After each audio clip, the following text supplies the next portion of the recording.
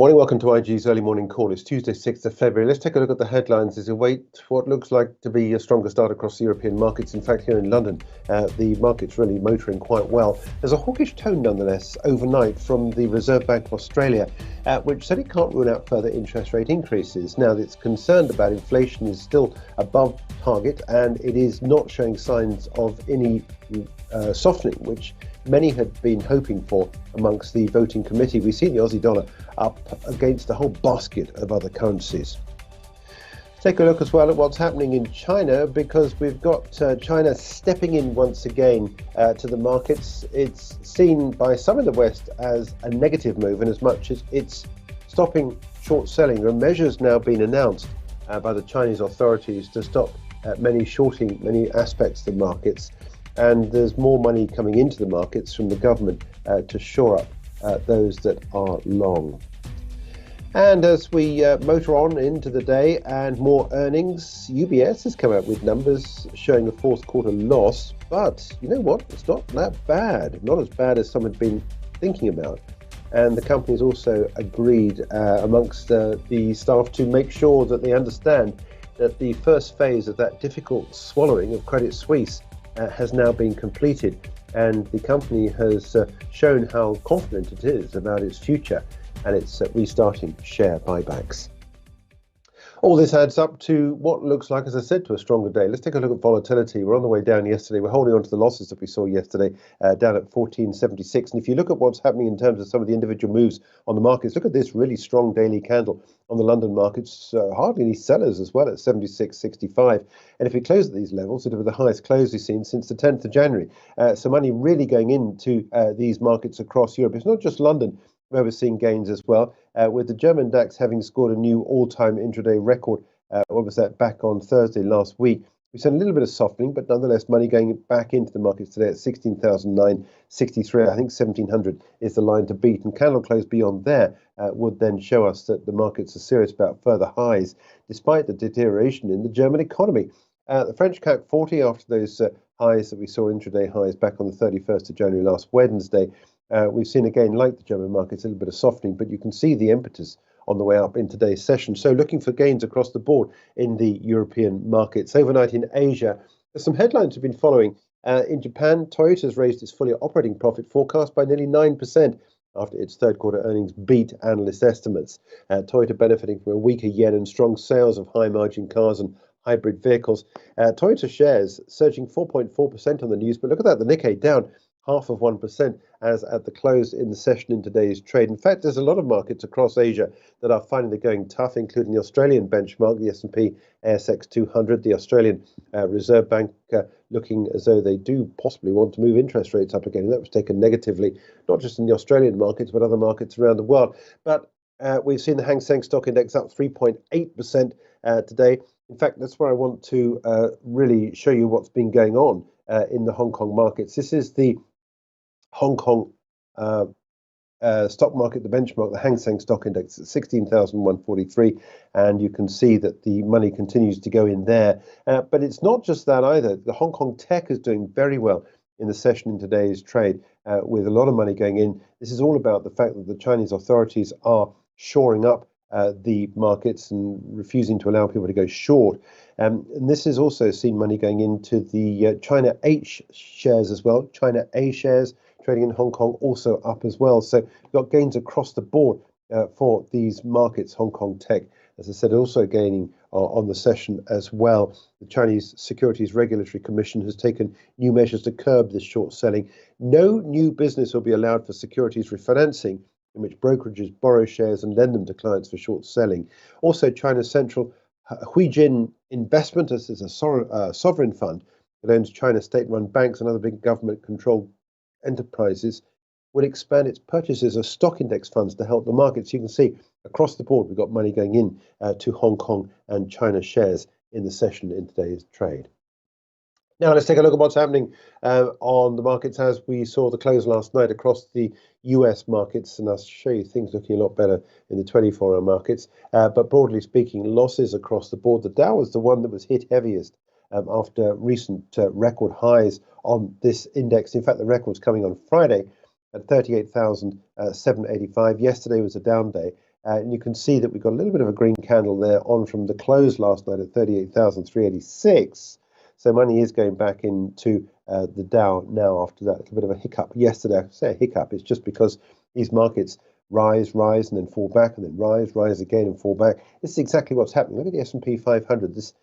These steps lower that we get, they're never as quite as low as the previous step down. And this market continues to rise, 49.76, the record high that we've seen in that stock market back on Friday. And again today, and in fact, if we close at these levels at 49.49 on the S&P 500, it will be another all-time record high on the S&P 500. Now, the fact that the picture for US interest rates is showing somewhat more concerns about where we are in terms of the possible rate cut in March, now looking as though that's almost certainly not going to happen. Could it be May? Well, even the Fed Fund futures coming down in May as well, indicating that there's a little bit of nervousness about a potential rate cut in May from the Fed. In today's session, we have been very, very close to this 17,680 record high that we saw intraday back on Friday last week. Very close to that on the market, 17,667 on the NASDAQ, as we see a continuation of money going into some of these US stocks. Just want to show you one stock, this Peloton stock. Last Friday, we saw this company, I think it was back into last week, wasn't it? Friday come out with numbers, I beg your pardon, it was Thursday. Big declines in the stock, losing almost 25% in one day. Since then, we've seen new all-time record lows, and we're building on that on the all-session stock late last night, all the way down at this record low for the stock of 396 cents. The stock of Peloton, red line here was the IPO price back in, what was that, April, autumn it was 2019, at $29 a share. Here we are now trading at $4.07. This is a company that's worth a small shadow of its former self. Now, as expected, the Australian Central Bank, the Reserve Bank of Australia, held interest rates overnight at a 12-year high of 4.35%. The RBA cautioned that a further increase could not be ruled out given inflation was still too high and it needed to see more evidence that price pressures were cooling. The latest inflation data eased by more than expected in the fourth quarter, but the RBA is still not confident that inflation is on a sustainable path towards its 2 to 3% target. Last week, the RBA trimmed mean CPI came in at 4.2% in the fourth quarter, down from 5.2% in the prior 3 months, a substantial deceleration, but still far away from the RBA target. The RBA's hawkish rhetoric coming through in a number of crosses on the foreign exchange markets. In yesterday's session, we saw the lowest print for the Aussie against the US dollar we've seen since the 17th of November. Since then, money's been going back into the Aussie against the US dollar, but it's not just against the US dollar, it's against other currencies as well. A bullish engulfing candle there, as well against the Japanese yen. I won't show you all the crosses, but some of those with some of the biggest moves. Second in a row against sterling, got the Aussie gaining weight, and against the euro and against other currencies as well. Now, UK shoppers have been out buying, but remaining cautious about spending in January as high inflation and borrowing costs are still weighing on households. This is according to the British Retail Consortium. It said that consumer spending increased by 1.4% in January, year on year, on a like-for-like basis for the month, below a 1.7% rise in December. This marks the slowest growth in 15 months. Now, the separate figures from Barclays, Barclaycard, paints a very different picture. Jack Meaning, the chief UK economist at Barclays, is noticing an improvement in consumer confidence and a positive message for the UK outlook in 2024. Barclays customers spending 3.1% more on debit and credit cards in January than this time last year. Still below the most recent rate of inflation, but growth accelerated after 2.3% rise in December and marks the strongest rise in online shopping in 2 years. But of course, this is buying not on the never, but it just postpones people's accounting on their personal balance sheets when you're buying on credit cards. But nonetheless, it is money going into the consumers. And we'll be looking a little bit later on in the morning for the likes of the general retail index to see what happens there as a result of what we got there from the BRC out overnight. Seen some economic data coming through in Germany. It's a bit backward looking, but German factory orders jumping 8.9% in December month on month, Fairly volatile index, nonetheless. This is the largest month-on-month increase since mid-2021. Later this morning, Eurozone retail sales are forecast to fall by 1% month-on-month and 1.1% year-on-year. Let's take a look at some of the corporates. I want to begin first of all with the big one, BP, coming through with numbers today. Fourth quarter adjusted net profit coming in just shy of $3 billion. Estimates have been for 2.76 billion. Underlying replacement cost profit. This is the benchmark that's used by European oil companies. This coming in at 2.9 billion, down from 3.2 billion in the third quarter and down from 4.8 billion in the third quarter last year. But I think something positive for investors. It's announced a $1.75 billion share buyback for the fourth quarter, additional to other buyback programs, now committed to $3.5 billion in share buybacks for the first half of 2024. Let me show you what's been happening with BP shares recently. The market has seen now earnings coming through from Chevron, from ExxonMobil, a little bit of negativity last week. Going into this week, we saw a decline yesterday. We've seen Shell out recently as well. We've got Total Energy, I think, out tomorrow with its numbers. Broadly speaking, you can see pressure applied to BP recently down at 454. Interesting to see where that stock opens when things get underway at the top of the hour. Also, another one to watch at the top of the hour is the Swiss bank UBS reporting its quarterly earnings, and its beat forecasts. The group posted a net loss attributable to shareholders of $279 million for the quarter. Analysts had expected a net loss attributable to shareholders of $372 million. After that third quarter report, the market chose to focus on the bank's strong underlying operating profit before tax, which was well ahead of expectations. For the fourth quarter, that came in at $592 million. But also the fact that the company has started to restart its share buybacks in the second half of the year, coming on the back of news that it's now successfully completed the integration on the first part of Credit Suisse, which is an interesting, potentially good bit of news for the stock when trade gets underway in UBS a little bit later on this morning. It trades in the Swiss markets, and UBS also has a big presence in the US where it trades shares.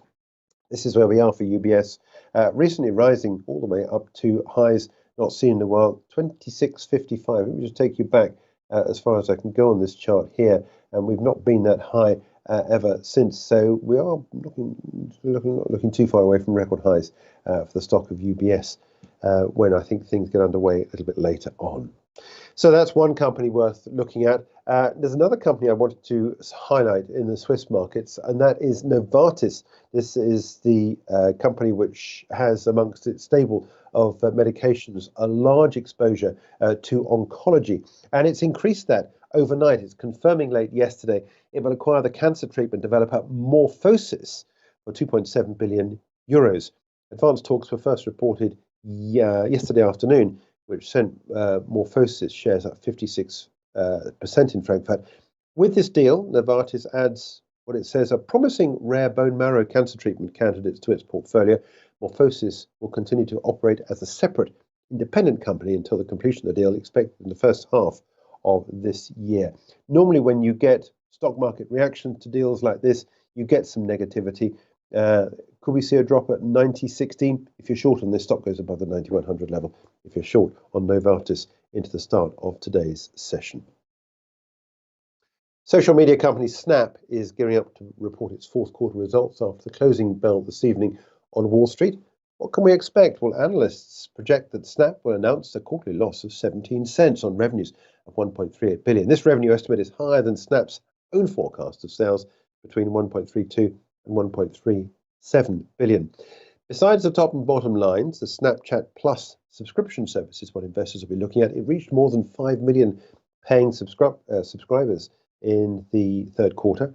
Earlier in November, Snap announced a partnership with Amazon to enable US Snapchat users to buy products from online retailers without leaving the app as well. So it encourages people to stay on the platform. Also, it plans to cut its global headcount by around 10%. This was announced yesterday, just before the start of the US session. No doubt it'll be discussed at tonight's conference call. Over the last year, share price has gained around about 55%, but the stock remains very far from its 2021 highs. And it continues now to trade around The IPO price is $17. It'll open all sessions on the IG platform at 9 o'clock on this Tuesday morning at 16.86. It reports after the bell this evening, and you can trade this on the IG platform when it produces those earnings figures.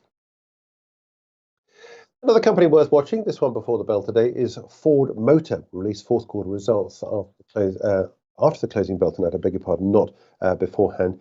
It's changed its method to bring numbers after the closing bell. Ford Motor estimates the quarterly earnings will be pegged for sales at 12 cents per share and $40.04 billion in revenue. This compares with earnings per share of 51 cents and revenues at 41.8 billion last time out.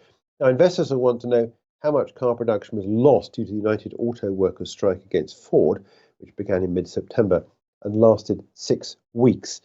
Now, the electric vehicle production is also a focal point. This is a really fascinating part of the automaking sector at the moment. Mid-January, Ford cut the production of its F-150 Lightning electric pickup truck as it predicted slower electric vehicle sales growth this year. Earlier in November, Ford unveiled plans to cut back investment at its Michigan electric vehicle battery plant as well. Now, if you look at what's happening with Ford shares, the company is one of these businesses which has suffered at the hands of the concerns about the auto workers' strikes. You can see this was the area here where we saw the really big declines when it was in its darkest days, with no settlement in sight. Since then, we have had a settlement, and the stock is better off.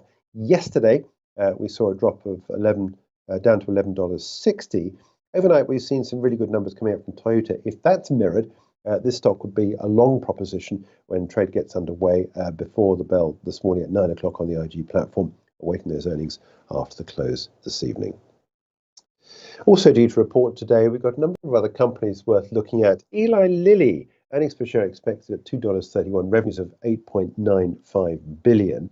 It's reporting earnings for the fourth quarter. Hertz Global, the rental car giant, seen posting a quarterly loss of 3 cents a share. Revenues expected to climb 5.9% to $2.16 billion. Finally, Omnicom, forecast to post quarterly earnings of $2.16 per share, indicating a year-over-year increase of 3.4%. Same sort of percentage increase of revenues as well, to $3.98 billion. I think those stocks all come before the bell this morning. So those are three stocks worth looking at on the IG platform. Let me go back to take a look at what's happening in some of our charts. Just a quick update on some of the commodities. This is gold. Down for a second day yesterday. That strong dollar pushing up the dollar against a whole basket of currencies. In fact, I'll show you what's been going on with the dollar because I think it's an interesting trade that has started to develop there. We've now seen, as of yesterday's high point, the highest point for the dollar seen since the 14th of November. But I think more interestingly, what's happening with the euro-dollar trade. Yesterday, we've now got a total completion of this Fibonacci, which I was talking about a while back. And that's now completed that with a price target of 107.24. A little bit of buying there today. If you get a candle close below the 107.24, you're then on the way down to levels not seen since the 14th of November. And then you put another short on, taking all the way then potentially down to these lows down here at 105.17. This is all about the strong dollar rather than the weak euro, and about the fact that the Fed is likely now to delay interest rates from its initial price target of rate cuts in March. Now looking as though it could well be May. Could that yet be pushed out further? There's a possibility. But so long as the dollar rises, all dollar-denominated commodities are at risk with the downward pressure on dollar pricing. Yesterday, we saw the lowest print on oil intraday since the 17th of January as well. A little bit of buying there today, but it certainly seems like that's a trend that looks potentially set in place. That's it. We're back at 10:30 with Charting the Markets. Do watch out for those European stocks to start, BP and UBS, particularly two stocks of interest. Spotify reports a little bit early later on this morning during the markets. That's something else potentially to watch out for.